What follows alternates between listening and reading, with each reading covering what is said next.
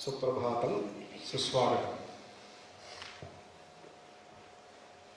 ज्ञान योगा, राज yoga, bhakti yoga and karma yoga, the four main streams of yoga,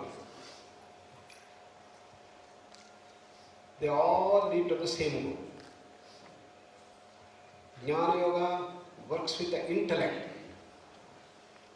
uses the power of discrimination to go to the very source from where the intellect arises. Raja yoga uses the willpower to concentrate the mind, focus the mind, defocus the mind, expand the mind to higher and higher levels of consciousness, and ultimately reach that infinite pure consciousness, which is our original source. Bhakti yoga uses our faculty of emotions, how to purify our emotions, move from our gross emotions to subtle emotions, from negative emotions to positive emotions, from violent emotions to softer emotions, and go to the very source from where all emotions arise. This is the part of Bhakti yoga. Then we have Karma yoga. All these things have to be brought into our action, into our day-to-day activities, because yoga is the science of holistic living. It's not merely doing asana like pranayama, but it's a way of living.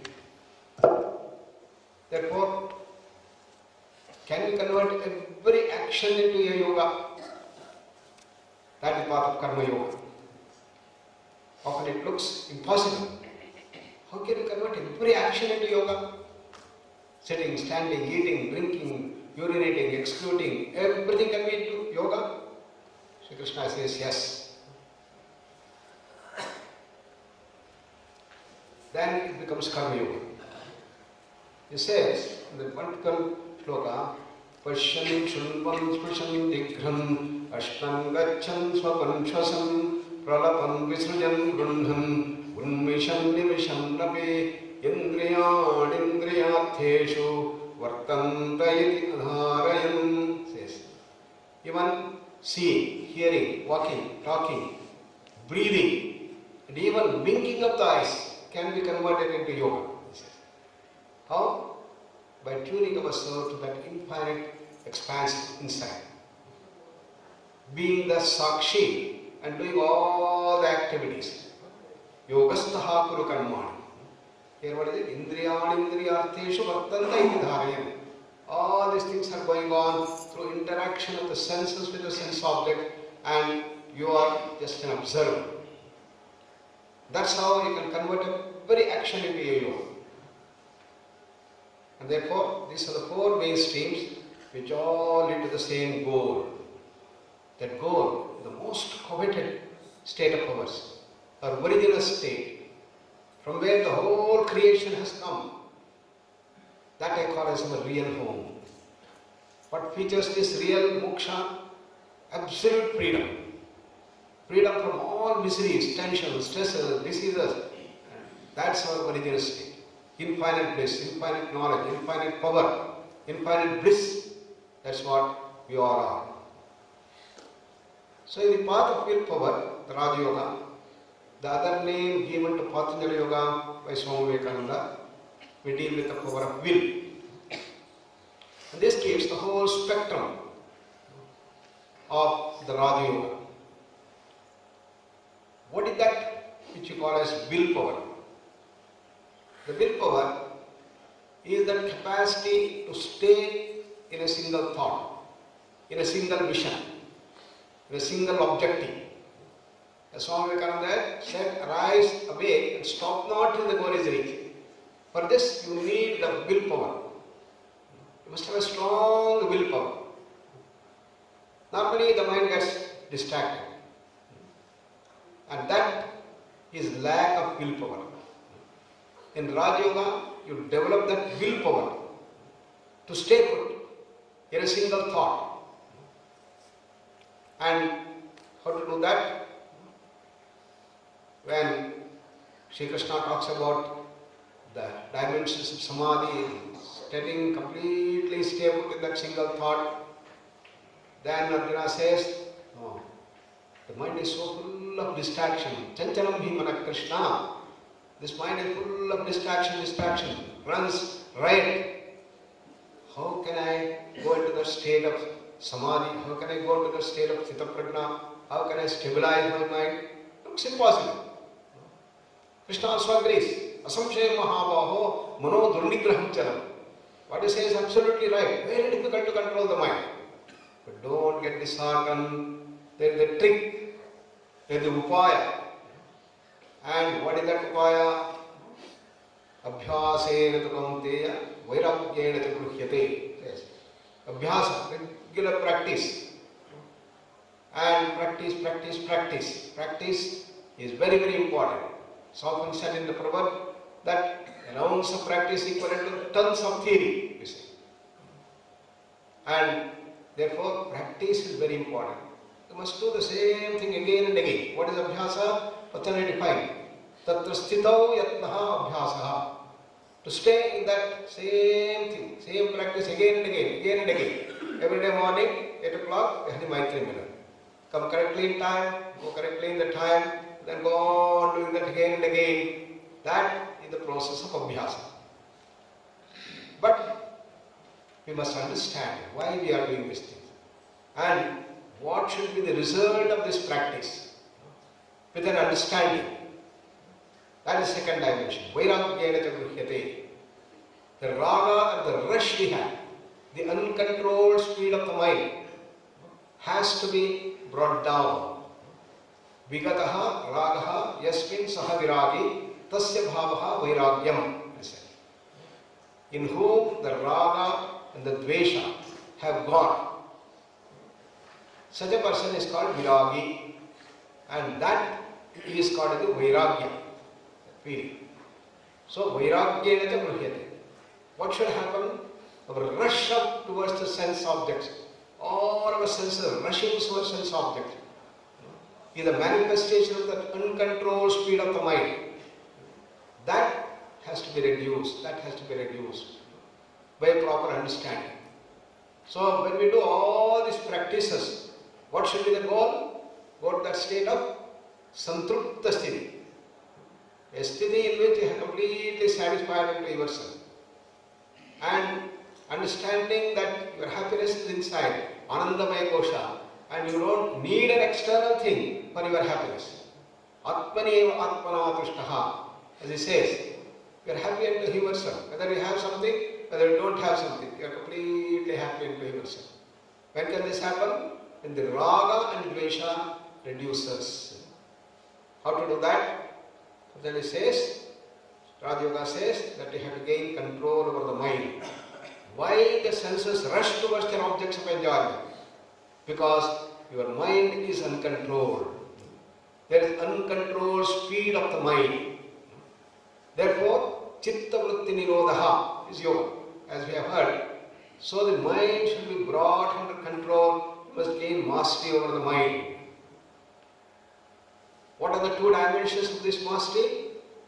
One is to remove the chanchalata, to remove the randomness of the mind, haphazardness of the mind, and make the mind completely stay in the subject that you are studying. In a single thought, you are staying. And don't allow the mind to go here and there. We have the capacity of the willpower. Yes, I am going to do that. Come on, I will not allow the mind to go here and there.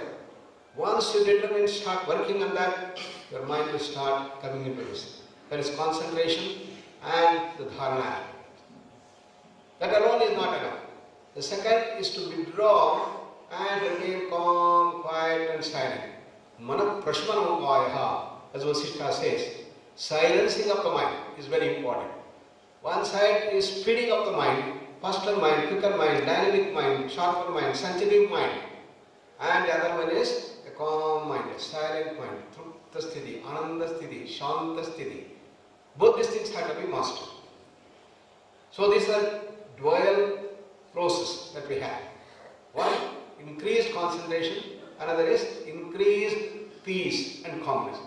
Unfortunately, whole of education system we are developing only the first. And we never give prominence to calming of the mind, silencing of the mind, pacifying the mind. That is where we have grown gigantic on one front, another side we are pygmies. Big imbalance at the mind level causes an imbalance in the autonomic nervous system and causes all the imbalances in the body, causing the problem. Therefore, Raja Yoga is the thing to bring about this balance, and Samatvam Yoga Uchyate, as we have seen. Okay, how to do that? Patanjali gives very practical ways of doing it. And he said if you cannot directly control the mind, indirectly control the mind. Bahiranga Yoga and Antaranga Yoga, 2 dimensions. All of you heard. I don't have to elaborate. Yama, Niyama, Asana, Pranayama, Pratyahara as the Bahiranga Yoga, the indirect way to gain mastery over the mind. Dharana, Dhyana, Samadhi, direct control over the mind. And how do they bring about the 2 dimensions of calming of the mind, silencing of the mind, and the side is gaining mastery. This is what we have to see in all the practices. Yama, Niyama, Asana, Pranayama. Let me take up one, for example, asanas.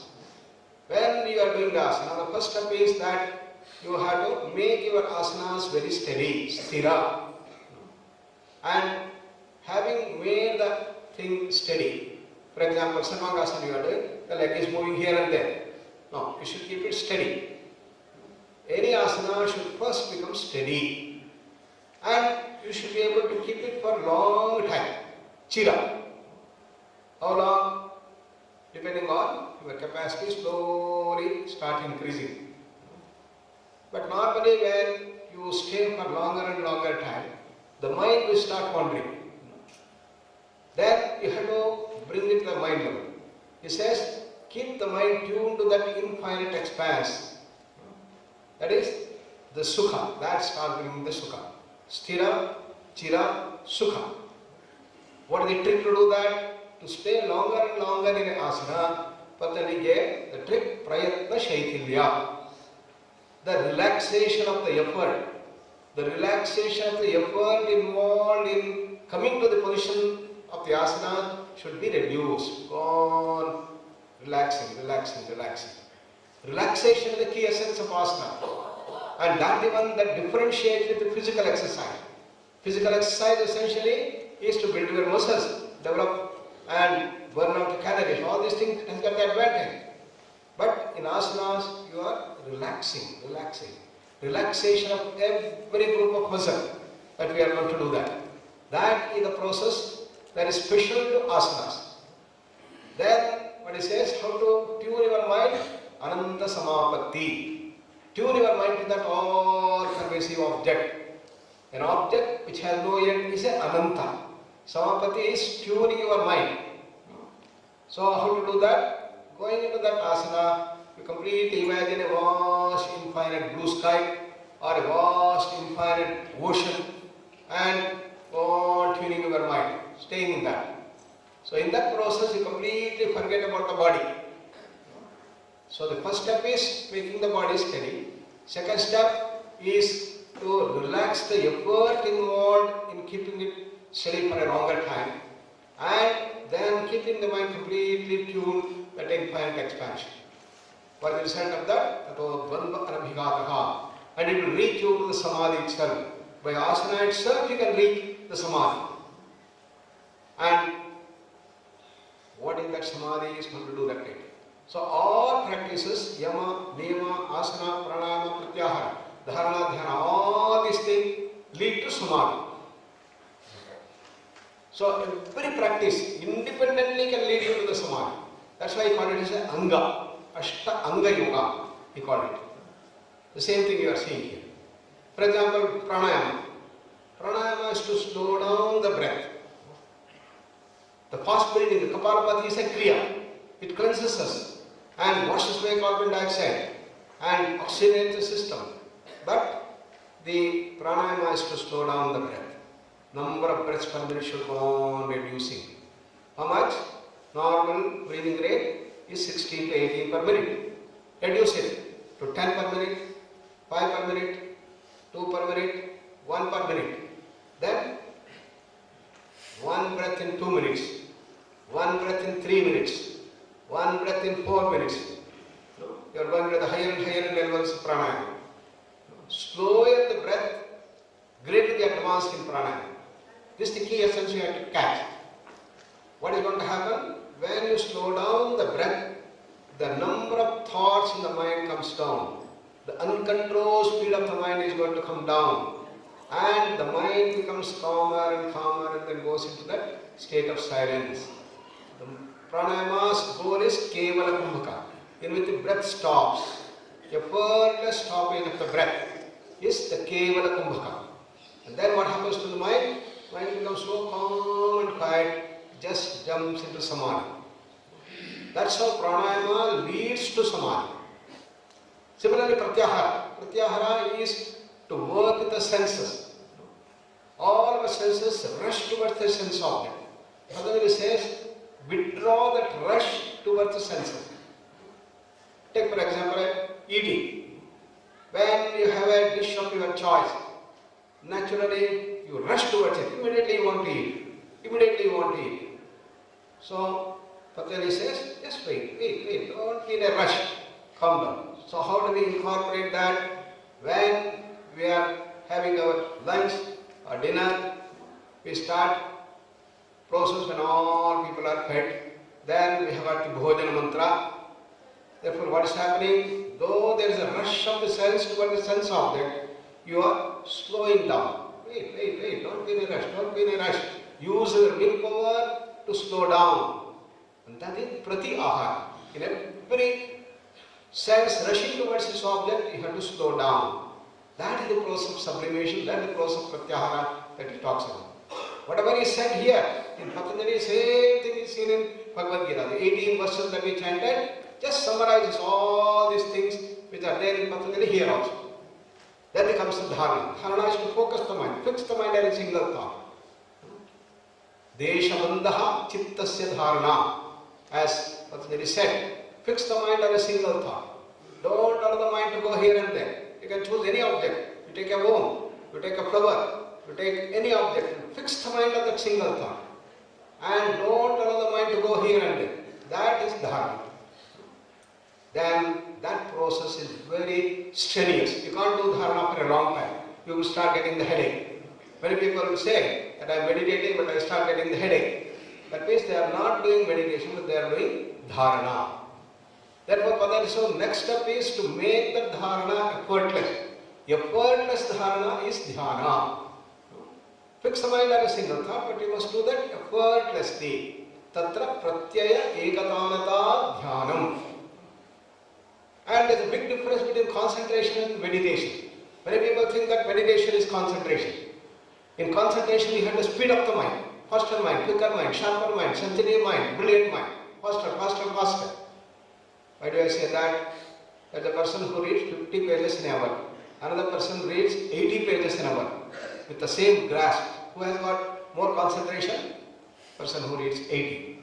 That means the number of thoughts should increase in concentration. There is a speeding up process. There is a sensitization process. There is a sharpening of the mind goes on in concentration. Whereas in dhyana, it is the reverse of that. Number of thoughts per minute should come down. 100 thoughts per minute, 50 thoughts per minute, 10 thoughts per minute, 1 thought per minute. And go on staying in that. Tatra pratyaya ekatanata dhyanam. For that, what is to be done? You have to slow down. That is slowing down process that is very important, which features the dhyana. Just like asana, there is a relaxation dimension. In pranayama, there is slowing of the process. In meditation, there is slowing of the thoughts. All are connected with one another. It reduces the metabolic rate, gives deep rest to the system, and gives you big rejuvenation. All the stresses are reduced considerably by the process that we are doing. This is the main difference between yogic practices, yogic techniques, and the physical practices or breathing practices. Therefore, in all things, if you can bring these dimensions, then you are on the path to samadhi. And what is that samadhi? Samyak adhiyate iti samadhi. That means in all our transactions, anything that we do, there is a threefold process, tripodi. I am talking, the subject of the talk and the process of talking. You are eating, you are there, and the thing that you are eating is there, and the process of eating is there. Even in meditation, the meditator meditated and the process of meditation. This is called the trifold process called tripodi. When the three things merge together, it's called samadhi. Samyak adhiyati iti samadhi. The seer becomes one with the seen. You are meditating on an object, let us say a room. You become one with the home. You are meditating on a vast, infinite ocean, and you become one with that. You forget about your body, you forget about everything. That's called samadhi. That is the dimension of samadhi, which is the culmination of all the 8 limbs of yoga. Many people think that samadhi is the end, but Patanjali is very clear. After samadhi, there are a number of higher and higher dimensions of samadhi.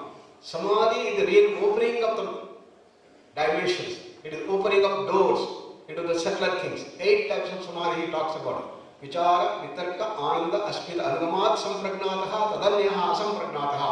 Sampragnat samadhi is of 4 types. Vicharanagata sampragnata, vicharanagata asampragnata.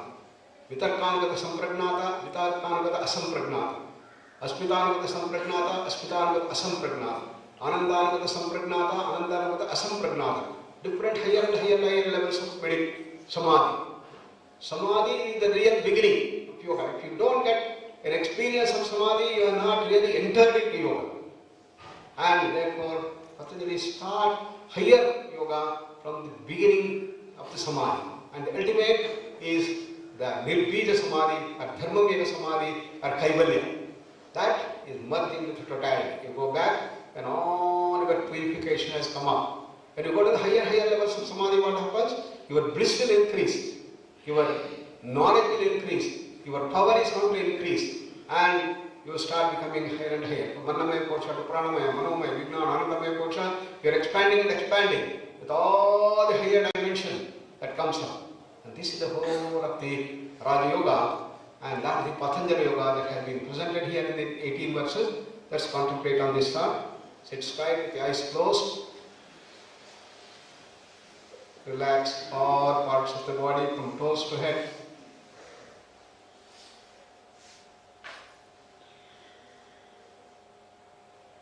Beautiful smile on the face.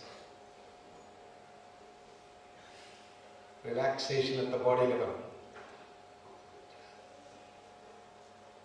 Take a deep breath and slowly breathe out. Slowing up breath, essence of pranayama. Look at the thoughts and slow down the thoughts.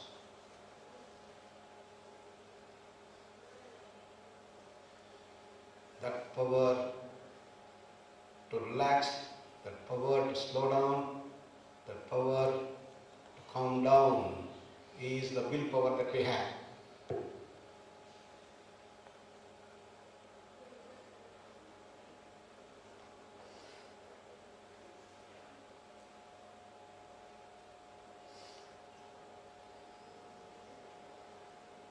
When you calm down the mind, when you slow down the breath, when you relax the body, the excessive emotional upsurges starts coming under your control. Duryodhana starts losing his power. And the Adhi reduces. Then the Vyadhis also vanish. The root cause for the modern anxieties is that Adhi, at the mind level, uncontrolled speed of the mind, uncontrolled rush of emotions, and doing the wrong things because the emotions govern us rather than the right knowledge.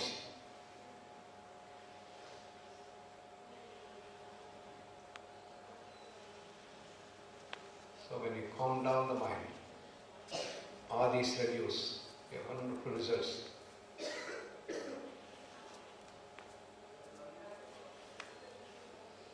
So this is the real journey.